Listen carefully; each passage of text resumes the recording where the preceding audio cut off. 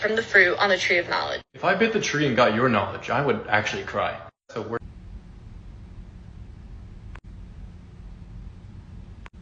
Okay, so why'd you have to take the shots at her, like, at the end of your video, dude? Like, so, like, apparently, like, this went out the window. Like, you know, your religion, you're supposed to treat people the way that you want to be treated. We're just ignoring that. Also, by the way, I was raised Roman Catholic, so whenever I do pull up Bible translations, I'm probably just going to pull up ones from the NABRE, the New American Bible Revised Edition. I already know there's like tons of Bibles out there, so many different translations. I'm just going to go with the NABRE. If you guys think this is a bad choice, then feel free to comment and tell me otherwise. But first, let me address the Adam and Eve story, because the way God treated Adam and Eve was like really manipulative. I said that word wrong 100%. But the way he treated them was really manipulative. So, Adam and Eve were created, and they had no knowledge of good and evil. And so God created this garden before them, right? And created the tree that he didn't want them to eat from. And he created them, and he knows that they don't know the difference between good and evil. He knows that they're not really the most intelligent beings, and that they're susceptible to being tricked into doing things. He knows that they're even going to eat from the apple because he is omniscient. Well, I'm not sure if that's the right word, but he knows like everything that's going to happen. He sees the future and the past. So he puts the tree there, creates these human beings, he leaves, and these human beings are tempted by the snake and they eat from the tree, and he punishes them aggressively for doing that. Like, bruh, he banished them from the garden and made them have to work for the rest of their lives, and for the rest of existence, like, Eve is gonna have painful childbirth. Like, that's a loving God? That's a God that loves us, that knows more than us and manipulates us in that sort of way? Like, what the heck?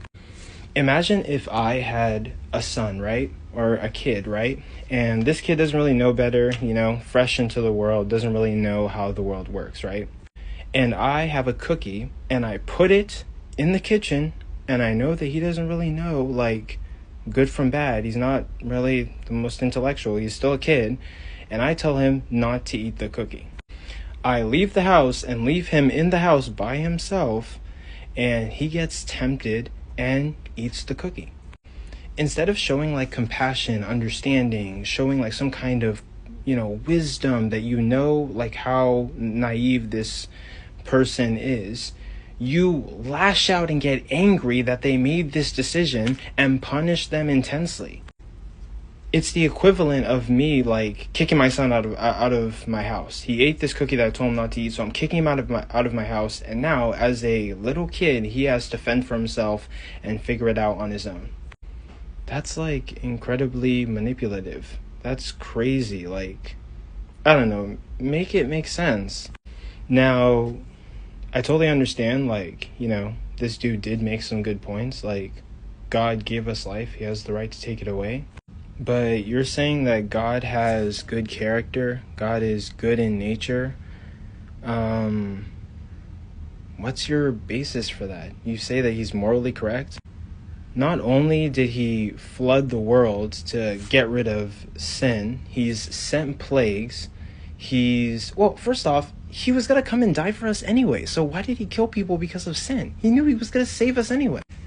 Does God play favorites? Like, he kills some, and they have to face judgment, and then the rest of us are given a second chance at redemption and are saved through Jesus Christ. Also, I'm just going to say, this is not even my thoughts. These are thoughts that I heard from other people, other atheists, but I thought they were really good points. But, like, was it even really a sacrifice?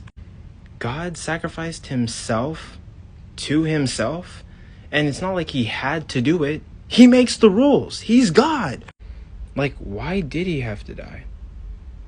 Also, hold on. Also, doesn't God not like sacrifices? And then he sacrifices?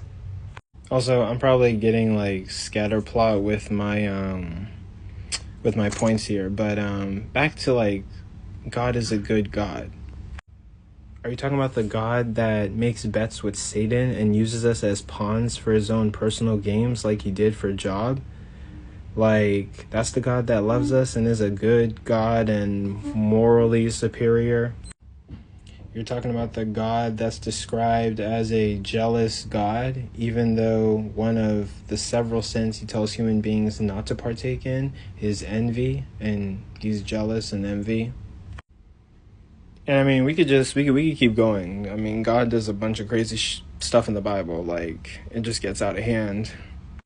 And then you also said to prove that the Bible is a mythical book. The Bible where God flooded the world for 40 days and 40 nights, and Noah built a big boat to carry 2 of every animal for 40 days and 40 nights.